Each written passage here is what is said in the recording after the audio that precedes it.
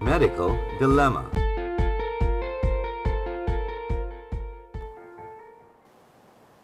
Welcome back to Medical Dilemma. Again, we'd like to say thank you to our major sponsors, Makati Medical Center, St. Clair's Medical Center, and LifeQuest Training and Consultancy Corporation. Now, to start off our discussion in this segment, I think Dr. Chu has some images to show on screen to explain further her practice. Okay, can we have the images on screen now? Yeah. Okay, go ahead, Doctora. So yeah, this. Oh, okay, sorry. Yeah, so can we have the next slide, please? So that's a 3D ultrasound of the fetus. So this is how the transabdominal scan is done. That's the probe on the abdomen of the mother. And I close your eyes. The next one is showing the transvaginal scan. So with the transvaginal scan, we insert the transvaginal probe into the vagina. And it's just like doing the bimanual exam, but this time instead of just feeling the structures, then we're able to see those structures on the images on the screen. So next slide, please. Then those are three-dimensional images of a fetus during, I think this was a 12-week-old fetus, but there are problems in the head of this fetus. The skin overlying the back of the head is thick. So that's an abnormality. Can we do, okay. And here are images of multiple pregnancies, twins and triplets, and I think we have a picture there of quadruplets. I think only Dr. Lila with her specialty can determine. Look at all those shadows there. Yes. Okay, here are the 3D images of normal fetuses, and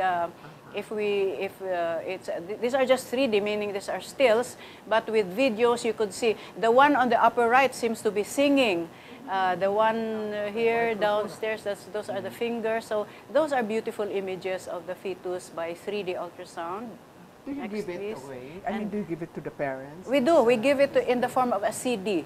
Because even the video is already recorded in the CD. Oh, that's nice. And here are the images of the fetal sex. No, you have on the left you have the male fetus, and on the right the female fetus. Very, very clear. You could see it by ultrasound. Yes, and of course we say thank you ultrasound, because where before the father would just feel the kicks, now they could already see it. And let's have the next there.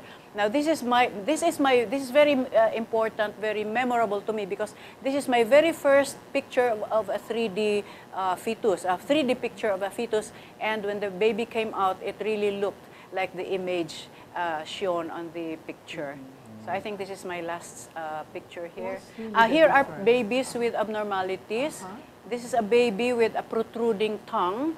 And that's part of what we call the Beckwith-Wiedemann syndrome, which is a syndrome with many other abnormalities, and the baby is born mentally retarded. So one of the features there would be what we call macroglossia, or a protruding tongue.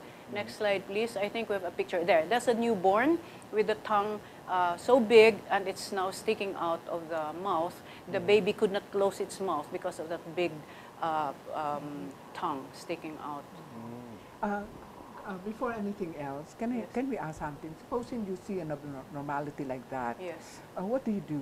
Do you inform the patients right away, or do you refer this back to their doctor? Okay, it now depends on the doctor, the clinician referring, because some doctors would want to give the bad news themselves. But again, on the other hand, personally, I feel that I should tell. The patient has the right to know what we saw. And so I prefer, if it's in my section, I prefer to tell the patient, because at the end of the scan, the patient will say, Doktora, okay ho ba yung anak ko? And by all means, I could not say, yes, okay ang baby mo, bahala na ang doktor mo mag-explain sa iyo. But so what I do is I tell the patient, Mrs., there's something here that should not be here. Or there's something that should be here, but it's missing. I don't see it. Like if we don't see the stomach bubble, then that would mean there's something wrong with the esophagus going to the stomach. So I say, hindi namin nakikita ang stomach bubble here. There might be something going on. So I show it to the patient, and I tell the patient, kasi the next question, Doktora, anong mangyayari? Ma-opera ba ako? Or will the baby live? Or will the baby die? So the next thing I say is, we will give this report to your clinician, and your clinician will explain everything to you. So again, that's a compromise between telling the patient what we saw, and also giving the clinician the privilege of telling the patient. I see. Oh, the there are a lot of cases. ethical and legal issues Yes, here. yes, Who first, exactly. Father? Actually, ethically, Yes. you cannot escape from communicating to the patient Yes, what she should be able to know. Yes. It's part of the professional and truthful communication on patient, because it is through this that the patient will be able to make some decisions as far as, well, her pregnancy is concerned. You must be able to tell that to the patient, so as basis for her decisions later on. And of course, you doctors must be able also to, well, educate the patient. What can be done, why is like this, why is like that, what can be done, in the best way or in the best language that the patient can understand. How about Dr. Alay, have you ever encountered having, of course, said that during the ultrasound it's going to be a boy or a girl, and then when the baby is born, it turns out to be Yes. gender? The opposite sex. We've had several instances of that. That's why when the mother or the parents who really want to know, we tell them, baka lalaki ho ito or baka babae. We don't say siguradong lalaki or sigurado, unless we're very sure. We really see the structures, no, very clearly. So that's when they say, okay, 100% boy ito or 100% girl. But if we're not sure, then we never say, yeah, baka lang. We say it might be a boy, but then this looks like the cord. So posibleng mali ako, no? So we really we're honest with them, and we tell them we don't know everything. Yeah. If it- yes. Going back to that issue of when you see a congenital defect, in the child, can a person, especially under Philippine laws, resort to abortion?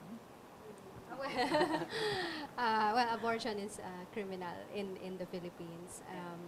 Although they say merong mga nangyayari na like the patient takes things into her own hands and drinks certain things. That's the disadvantage yes. of getting to know Yeah. beforehand that there is a defect in the child, right? But although this all mostly goes into what kind of values the patient has. I mean, will they push through with the pregnancy or not, knowing at an early stage that the baby is not normal, for example. So, but under Philippine laws, I mean, to terminate a pregnancy is not allowed.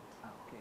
Father, how about the ethical you side of remember it? that, well, even among families, when a baby has some deformities or physical defects sometimes, we are more solicitous to them because they need us. They need our loving care. And to do something when they are still on the womb is a crime most foul. These are very helpless people, Yes.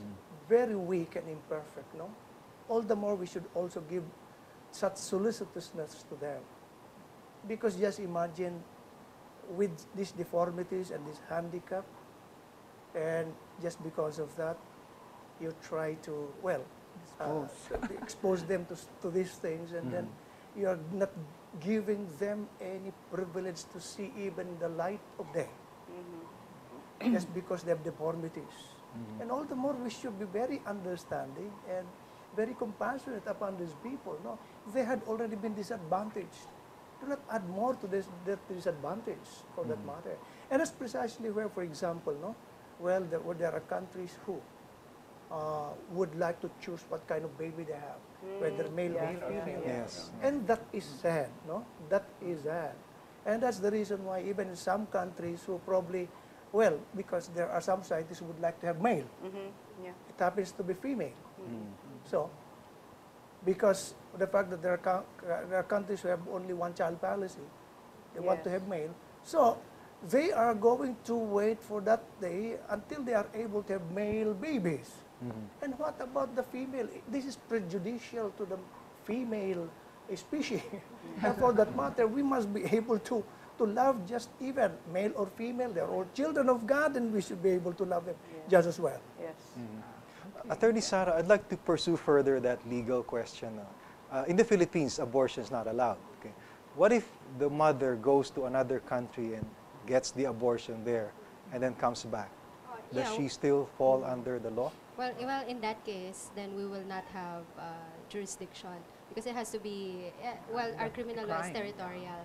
So if it is performed here, it's illegal. But if it is performed in a country Outside, where yes. it's allowed, it's not a crime. Yes. So it will be hard to prosecute a mother who has availed of an abortion in a country outside the Philippines where it is allowed. So the prosecution will be, well, it will not prosper. So It to will speak. not prosper. Okay, but I hope I didn't give the audience We're not a way encouraging. out. Hindi kasi sabi nga ni Father, just because when you find out at an early stage of pregnancy that your baby will not be normal, it should not be the parent's decision, I guess, to terminate the life of that baby, because still it's still a living thing. It's still a person. So despite the deformity, it's like saying, ayoko sa'yo kasi hindi ka perfecto. So so it's not fair to the baby. But we should also take into consideration for the fact that there were people who have been physically handicapped, but they were very successful. Yes. Oh, yeah. Exactly. So why Who's don't you that? give Who's them that, such a privilege? Yeah. The Well, genius, the Hawkins, I think. Was, right, Stephen Mrs. Hawking. Hawkins, and then yeah. there is, for example, the one who invented. The one who has no arms, but she flies a plane. That's right, a Yun. Filipino American. Filipina, Okay, Filipina. Filipino the My American. Baby. Yeah. And even Beethoven, Beethoven was deaf. Deaf. And Yes, to produce the he best produced music. beautiful Yeah, music, yeah, no? Yeah. And even Newton was not able to speak until he was around 7 or 8. He was dumb according to his teachers, okay? Helen Keller was a very good Blind. model for the handicapped, okay? There are so many of them who can be good example in spite of their limitations. Yeah. Anyway, our Constitution protects the unborn child, right? Yes. From the very start. That's why that should not be done. The parents should be prosecuted. And they are, I think, in Yeah, well, abortion. in Abandoned case such as area. this, it's always the parent who is the first person who is assaultive. It's the mother. And that is very unnatural. Because the mother would always be solicitous on the baby. But this time, because of many other circumstances, probably that she wants to escape, well, sometimes it is very overwhelming that she is unable to say no. It's the mother, and that's very sad. Yes. But there is such a case in pregnancy, right? Doctora, no? The post-trauma or stress syndrome, wherein because of the PS, effect yeah. of pregnancy, they get distorted. their thinking gets distorted. And then was What this do the you case where she killed her children? Yeah, yung mga Postpartum ganon. The depression. postpartum Yeah, depression yeah. after PS, yeah. delivery. Yeah, after delivery. Oh. Remember, there was also recently, 1 week or 2 weeks ago, the mother was seen spanking her newborn child in one of the government hospitals, and they ascribed it to postpartum depression. Newborn, sinasampal-sampal. Oo, umiiyak kasi ng Umiiyak siguro. ng iyak, Oo, yeah. I see. Not the first light, but because really the doctor spanks the... Oh, no. hindi na uso yan. We don't do that anymore. No. Hindi na. That's not how we do it. No more. So how do you do that? Huh? Doctor, Well, gigising after the mo. baby is delivered, we put it on the mommy's tummy. Okay. And then they're wiped. And the process of wiping, that's what makes them Okay. start crying. Okay. You dry them. They Hindi, don't wala want na yung to spanking. first, para Outdated na umiyak. pala. Outdated First na yun. cry. That was before when we were Yeah. born. Yeah. It should have no psychological effects, I Yeah, hope. baka, no? Pero Dr. balik tayo dun sa like if the baby doesn't want to show his or her Yeah. gender, for example. So do they have to come back for another ultrasound? And or would it be free? is there a refund? Ano yun? Well, sometimes we just tell them, that's it. Let's just wait na lang. Yeah, but those who really want to, then we ask them to come back. If they come back within the 24 hours, then it's for free. The follow-up, sorry. Baka people might, no. But we ask them to walk around or eat something kasi by the baby begins to be active, then sometimes it shows what we want to see. What month would be most accurate for the genital detection? 18 to 20 weeks. 18 Around to 20 weeks. 5 to 6 months. 5 to 6 Yeah, months. that's Pero is it like an X-ray na you have to do it only several times a year? I mean, are Ah, you no, exposed no, to certain X-rays yan eh. frequencies? Nothing, Very no? it's safe. No, very safe? yeah, as much as possible, only once during first trimester, once during second, and that's it. if needed, during the third trimester, if you have to follow up certain findings. But that's the guidelines, that's the standard of care for ultrasound. Not every day, not every week, not even monthly. Although it's But not really that harmful. not really that Not really harmful. like If the we do, X-rays, some women want it monthly. Every time they come for their prenatal, they want to see the babies. Then we just give in to them because it's not really that harmful. Okay. But I've heard of some celebrities who bought their own ultrasound Yes, machines, yes, you know, yes. for them to see. How is that so? Yes, yes, for Well, them to could see we their mention his babies name? every day. Right, right. So It was in the news. yes, it Tom was in the Cruise news. bought a 3D ultrasound machine so he could see his baby every so often. Oh, Yes. He So bought his own machine. wouldn't that have any adverse effect or risk on It the really unborn depends child? on how often he did that scan himself. With the usual way we do it, meaning you move the probe all over the abdomen, there should be no harm because the sound waves are not concentrated. Right. Unlike when you hold it over the area very for a long time, then the sound waves will be concentrated. It could generate heat. By the way, no, the sound waves generate heat on the individual cells. So if the heat gets concentrated, then the cells just break out. does it You have generate cavitation. radiation, Doctora? Radiation? Ultrasound waves lang, not radiation. So which is as why we say, ultrasound is used also in aesthetic applications. Yes, you know, yes, like because breaking the down waves fat. break up the fat cells. Yes. Yun ang ginagamit sa ultrasound lipolysis. The ultrasound waves break up the cells, the fat cells. So the fat cells are now absorbed and go out through the gastrointestinal tract as stools. So that's the principle there. Yeah, but personally, I don't, Elaine mentioned not be using such instruments, so they're not familiar with this, no? Yeah, I think Tom Right. Cruise should not have been They sold. should- Well, if there is an adverse effect on the baby, then It may. he could be responsible for Yeah, that. yeah. Because, well, if it is in the Philippines, then only medical procedures can only be done by medical men. It's supposed to be. It's Yeah. supposed to be no lay people. It's trained For to the do lay, it, yeah. yeah. All right. It can be harmful also It in a could way. be, yes, Baka Well- mamaya ma-disturb yung brain cells ng bata, lalabas eh. Yes, well, I'm sorry to say we've reached the end of our segment for today. Okay. So let's have some parting words from each of us. Attorney Sara? Yes, we'd like to thank, of course, St. Clair's Medical Center. I think they're also very supportive when it comes to ultrasound. So, yeah, thank you for St. Clair's and Makati Med and our other sponsors. Okay, Dr. Chua. I'd like to say that let's be thankful that ultrasound technology has been given to us by our Lord, and the technology and the wisdom on how to use it, and I hope we continue to do it that way. Okay, Father Jerry? Well, we are fascinated by technology, but one of the things that we have to be always to consider always is, well, use it, but do not misuse or abuse. Okay, Dr. Sanchez. Same here. I really appreciate the fact that we have a diagnostic ultrasound because it will help the parents or even the patient prepare for whatever finding they see there. Yes. But let's not act as like God and try to determine the future of our children based on the findings of this ultrasound. Okay, while ultrasound is considered safe, we really don't know the effects of its abused use on the human body.